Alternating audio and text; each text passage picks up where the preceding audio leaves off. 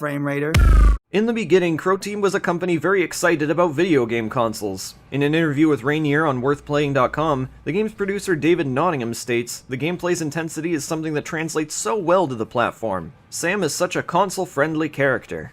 You know that phrase, playing first-person shooters with a controller is like playing yourself with boxing gloves? I guess to be fair, these were still the early days for console FPS. The 6th generation was really the first to get thumbstick aiming done right, and even that's negotiable. The interview goes on to say that Crow Team redesigned the HUD, created an upgraded SAM model, and redesigned all the menus for their upcoming port of the 2 Encounters released at that time exclusively for the PC. The transition to console, specifically Xbox, was mere months away from the 2nd Encounter's debut, and as such they've made it clear that the game and the port of the 2 Encounters into one base experience was being made at the same time. On Crow Team's website, it can be read that Sam has undergone some facial and body lifting to fit the superhero action style intended for the consoles. We still managed to keep that cartoony look that is sort of our trademark. The Serious Cartoony Look, as they'd call it. Crow Team would ride the Serious Cartoony Look for a couple of years, even beyond their console releases. The next installment, meant to be a fully fledged Serious Sam game as long as the 2 previous encounters combined, followed their console formula, as if this was the future for the Serious Sam franchise. Even if this approach may have been slightly, if not more, influenced by their at-the-time publisher 2K Games, but say it with me, potentially, hypothetically, and most importantly, theoretically. Nonetheless, the game came out and reception was mixed.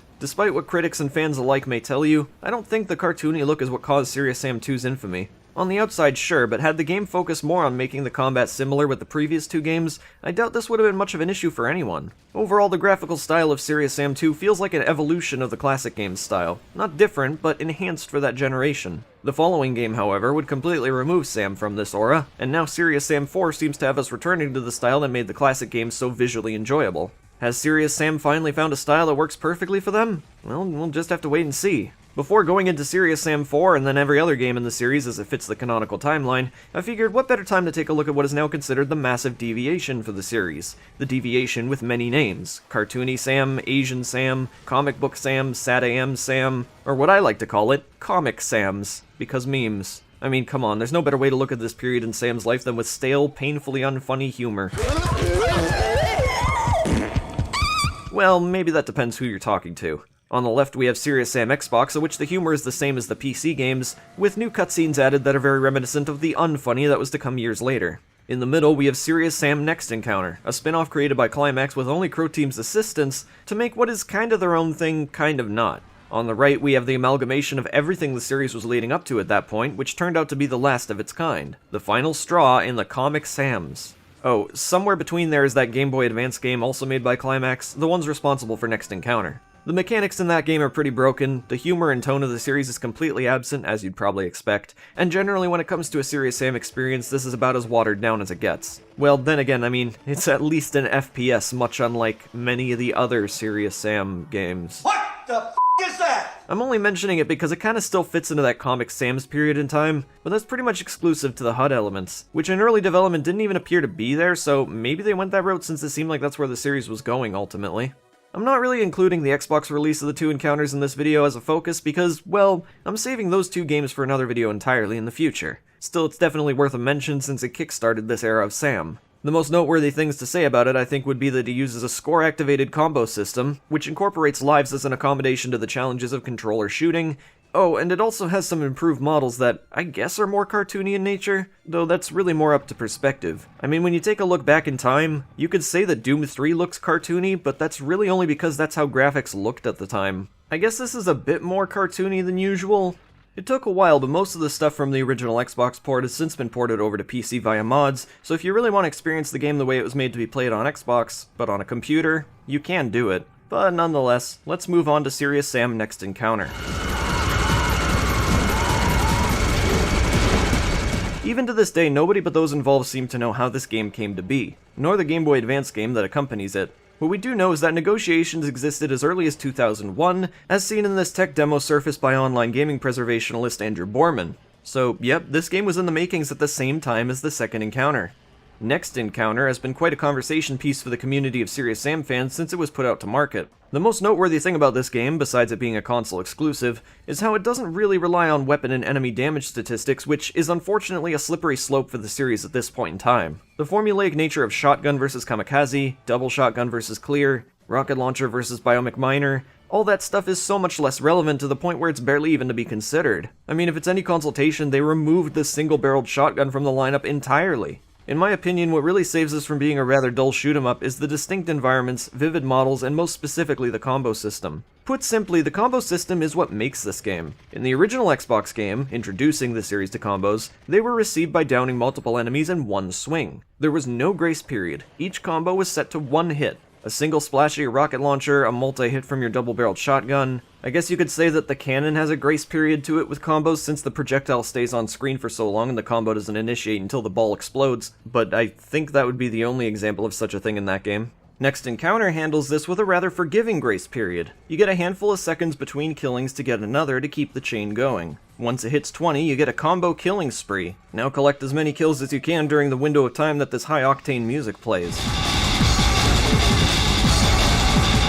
Now you might be wondering, where's the live system? Again, Next Encounter works much differently from the earlier Xbox port of the encounters. Now everything is about points. In this particular game, the example is, losing a life loses you 5,000 points. You'll then respawn at a checkpoint should you happen to lose one. So the question is, why should you care about points? They unlock bonus levels that take up a pretty solid percentile of the game. These would otherwise fit into the main story, continuing off where some levels finish. That in and of itself is a strange idea to me, but they do line it up so that if you're doing as expected throughout, you can still play them in order. Levels are unlocked by collecting gold medals, of which each level can grant you one. Perform well enough and keep the pace going to rack up those combos the best you can, and you'll be sure to get one at the end of a level. Even if you don't care to play the new levels, you really are best off giving mercy to the combo system. This is essentially the replacement for the formulaic nature of the old games, because otherwise if you exclude it, it becomes the same repetitive slaughterfest with no real meaning to it. Just makes me wonder how much better the Painkiller games might be if they tried to do something similar to Next Encounter's combo system.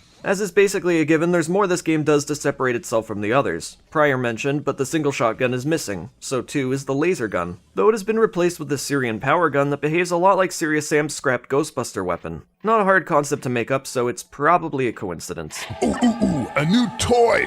When it comes down to it, a lot of the game's differences are minimal, but at least noticeable. A good example, I think, is when you pick up ammunition. The fact that the game doesn't actually tell you how much of something you've picked up proves to me how little this is a thinking man's game compared to the rest. In the older games I might think, okay, 5 rockets, I can use that to take down a biomech major. But here it's like, okay, some rockets, I can use these to take down some enemy at some point. Speaking of, if it were 5 rockets, I could use that to take down an Eludrin Reptiloid in this game. Yes, 5, unlike the 3 you'd otherwise need for the other games. When designing this one, I feel it's more likely that the developers weren't focusing on what made the classics so great. They instead thought, shooting in this game is really fun. Let's get a license and replicate that for our own take on the series. So they go ahead, presumably to make one of the world's simplest Serious Sam maps to test their skill with the engine, shortly after saying, nope, screw that, and go with their own in-house engine, hence being why the physics of the game feel so different from the originals. It's all a respectable effort, especially with the added flair, but is it enough to make it a formidable Serious Sam game?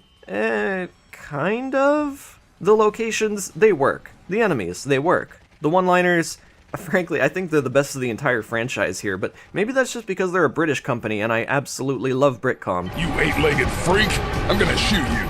While the cast of enemy characters remains mostly the same from the previous games, there are a lot of new enemies. Dum-Dums, which are basically the Gnar replacements, Phoenix Bombers, Carcinus Lurkers, Devil Stallions, of which give out probably the highest damage of any enemy in the entire Serious Sam franchise. Any fire type of enemy is absolutely lethal in the Next Encounter, for some reason. Yeah, I'm fairly positive on the new inclusions, though I would say nailing the pre-existing foes should have been higher on the priority list, particularly with Reptiloids because they've been butchered the most. Their magic balls are incredibly slow now, which is weak for the miners, but the Highlanders, hoo boy. The Devil Stallion might give out the highest damage, but these things are close enough, especially with how frequently they fire, and the blast radius being so big, yeah, overall, they're far worse. Don't get me started on Ascending the Throne where they spawn something like a dozen of them in a short time span. The reason for Reptiloids being so unparalleled to their classic counterparts might be due to how in development they seem to be different characters altogether. I'm fairly certain they were still intended to register as the same class, but maybe they were to be considered a different breed of them or something, because this concept design looks nothing like the ones we're more familiar with. Maybe that was the fate of the other familiar faces, like the Arachnoid being the Mecha Arachnoid, and maybe those Kamikaze Mark IIs were meant to be replacements like how the Dum-Dum was for the Gnar, but the beheaded Kamikaze was just so iconic that they couldn't completely get rid of it. Actually, come to think of it, a lot of enemies were just replacements in this game, weren't they? Like the Porcine Berserker, I mean, it's clearly just a Cucurbido, although I then have to wonder what came first, the Porcine or the Cucurbido. Keep in mind this game was in development before the second encounter released. In the end though, I think we should all just be thankful that they changed the reptiloids. I mean, they really do look hideous in this build. Oh, speaking of this build, it had some of the best voice acting.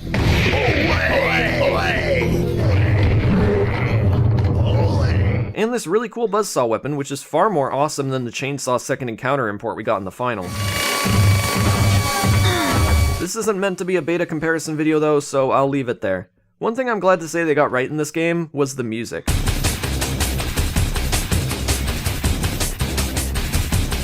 Okay, not all of the music, but some of it. Ancient Rome in particular feels perfect for a Serious Sam game.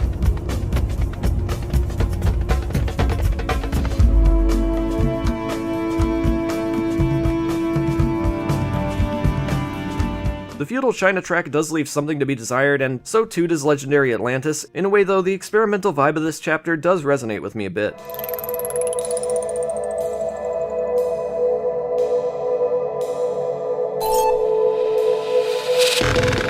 So I think that's all that really needs to be said about— Oh yeah, that's right, the vehicles.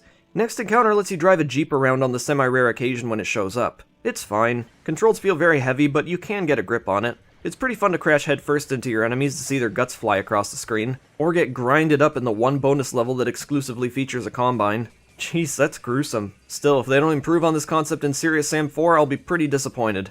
Vehicles are temporary in the game, in that either you'll run out of fuel, which is also depleted by taking damage, or they'll put a narrow pathway in front of you in which you can't progress any further with it. For the most part, I preferred having these around for quick navigation, in particular for those moments where they expect you to run for a very long time. Which is funny because serious skates exist in this game, yet they grant you that power-up far less than the already uncommon Jeep. I should also mention that the Jeep has unlimited homing rocket ammunition, which isn't entirely unique to it. Yeah, here's another thing I almost forgot to mention. Next encounter has alternate weapon ammunition that on the first time playing through the game, I don't think I even knew existed. They're useful, in some cases more powerful than the traditional ammo, but other than the occasional buff, their purpose is pretty gimmicky. I'd be more inclined to think highly of it if the ammo for it was more plentiful. Instead, it feels more like an afterthought since you can entirely avoid using it and nobody'd be the wiser. It's still pretty cool though, I guess.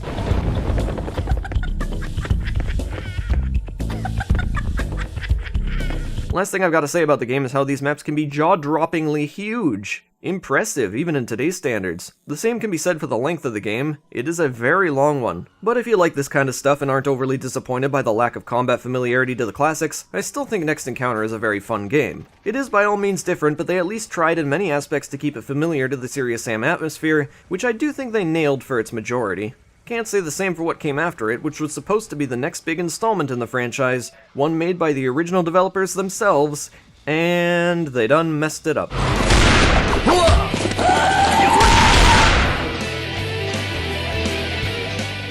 2K Games, publisher and possibly big-time influencer for Serious Sam 2, stated at one point in an article that I can't find anymore, something along the lines of Serious Sam Next Encounter being a repulsive, disgustingly putrid example of what a Serious Sam game should be. Okay, they didn't say exactly that, but that's the vibe I got when I read a comment they made in response to being asked about Next Encounter. Funnily enough, 2K went on to publish their vision, which was significantly worse than Next Encounter's. Alright, I know Serious Sam 2 has loyalty behind it. It's one of those games you either love or hate. I mean, the Discord channel and the Crow Team server literally states that in the description. Allow me to be the rare example of someone who doesn't hate it, but I almost kind of do. I lean more on disliking the game than liking it. Let me explain why that is, while also providing this disclaimer that Serious Sam 2 is still a fine game and if you like it, I'm happy for you. It is non-negotiably, however, a huge departure from the classic formula, to such a degree that in comparison it makes Next Encounter feel like the true proper sequel over this. We start off the game with Serious Sam 1 Xbox trailer footage, then quickly spawning in Sam to the Syrian Great Council, self-titled. You have exactly 5 seconds to explain what I'm doing here. You'll surely notice they also bothered to give Sam a less skin-tight shirt. No more giant unrealistic abs. Then we see these animations, which are the result of motion capture technology they spoke of in some press interviews before the game came out. You'll see a lot of this done for conversations between characters. So, how come they felt the need to reuse the same 10 or so animations across every living creature in the game? No, really, I never understood this. Were they, just borrowing the hardware to do this? Did they not have enough time to make more animations with it? I mean, I'm not entirely sure how that technology works, but hypothetically all you need are the original motion files, right? Sure, it might be work to translate them into the game, but I'm sure at least they could have made a lot of them. So they just stuck with these several kind of neutral, kind of not neutral ones, some of them not even really fitting well with the scenarios they've used them with. Anyways, this is the Medallion of Power, the so-called only thing that can stop Mental, who is the godlike antagonist behind the hordes of enemies Sam fights. When all 5 pieces become joined again, Medallion will activate, releasing its power and making Mental vulnerable. With this information in mind, you'll now be aware that the game intends to send you off to 5 different planets. So it's Serious Sam Alpha all over again. Oh, I guess I have yet to talk about that. No, let's forget that old video. Sam is teleported into planet Medigbo, where he meets very annoying friendly NPCs that you'll have to get used to because they're present throughout the entire game until the last chapter. They all behave and sound identical, and the only reason you should care about them is that sometimes they'll throw health or ammo at you. Leave me alone, please!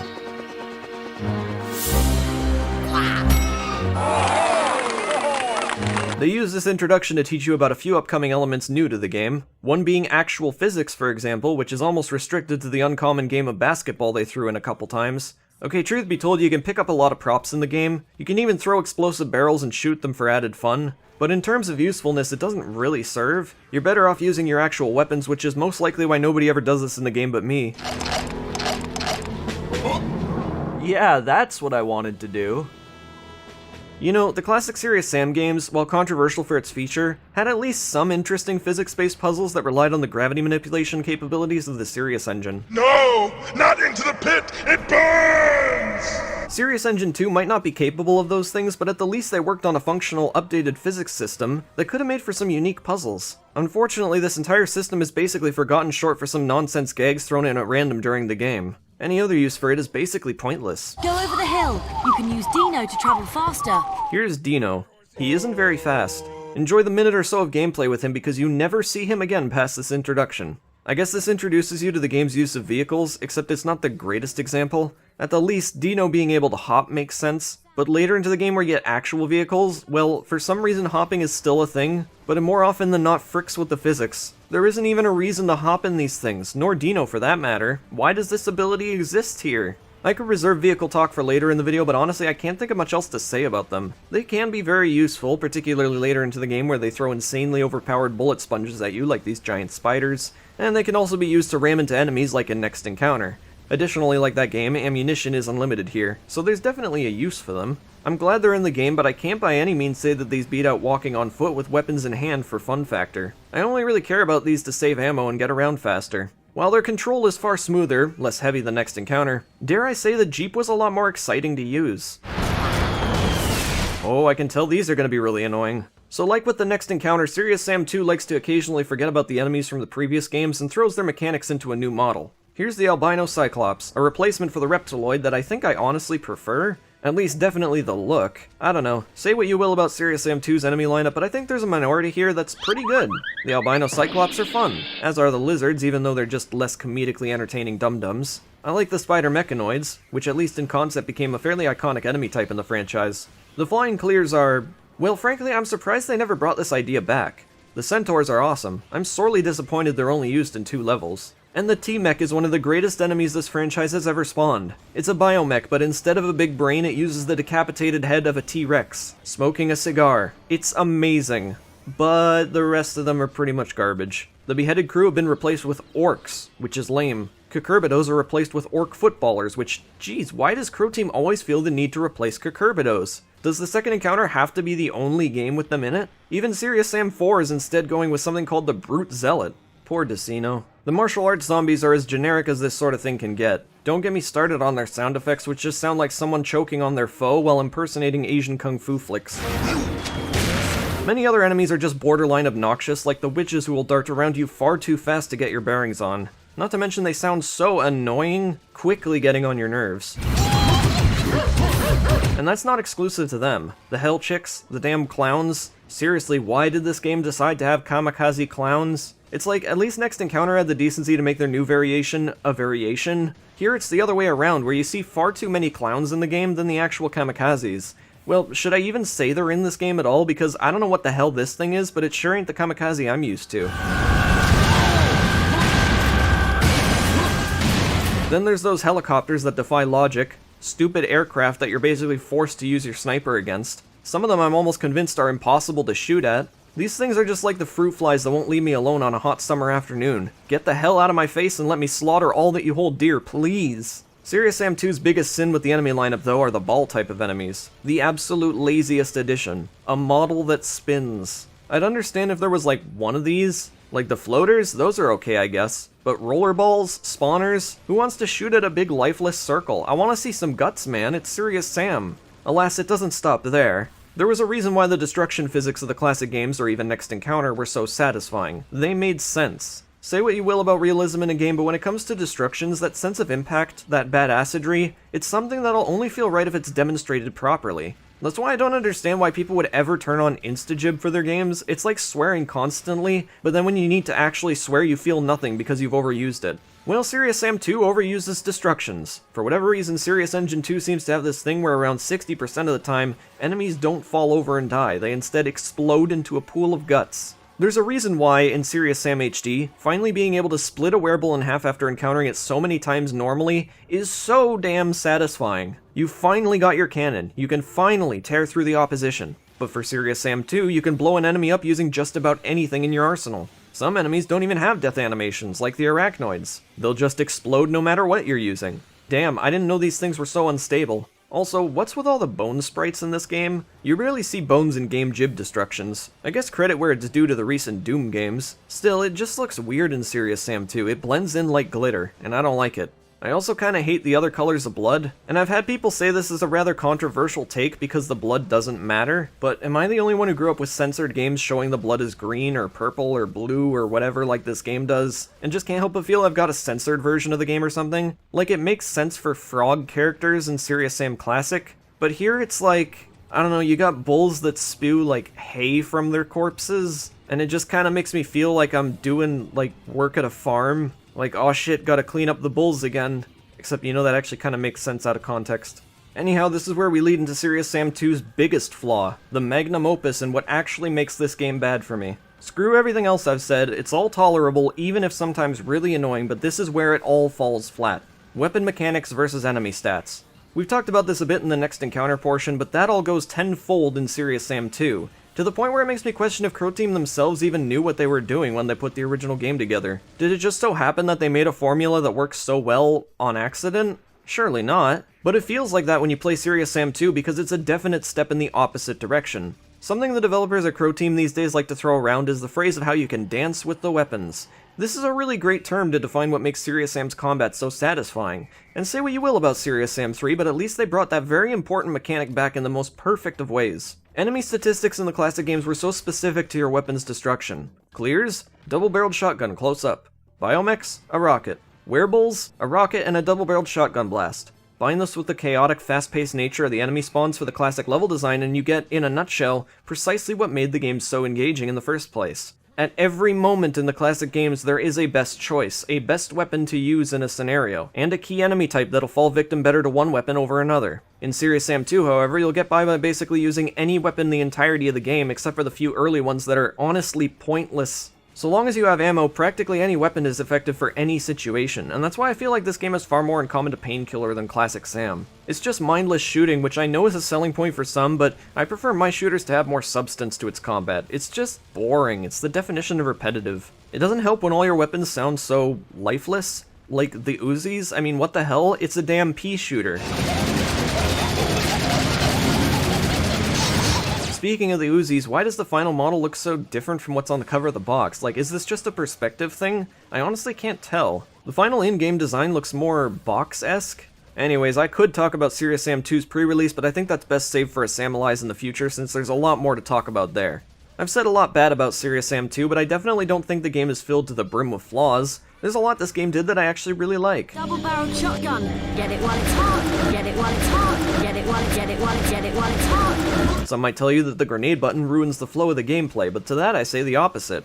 I think the grenade button enhanced the flow of the gameplay. You could maybe argue such a thing ruining the flow of the classic Serious Sam games. It might not help the whole dancing with weapons ideology there, but at least in terms of Serious Sam 2, where nothing in the combat seemingly matters, this kind of thing is great. I'd really like to see how this would affect the other Serious Sam games, because maybe this is something that could make a comeback at some point. So another thing Serious Sam 2 did that I liked was the humor. Now I get your confusion. I previously said it was awful, and yeah, it is. It's not funny at all. But there's a certain charm to it, no less. At least when they pull a crappy joke, I often feel like they were at least putting heart into it. They thought it was funny, and that I respect. You could even look at it as so bad it's good if you wanted to. Though there are some cases where it's just not funny at all, and I can't conceive why anybody would find it funny. Wow!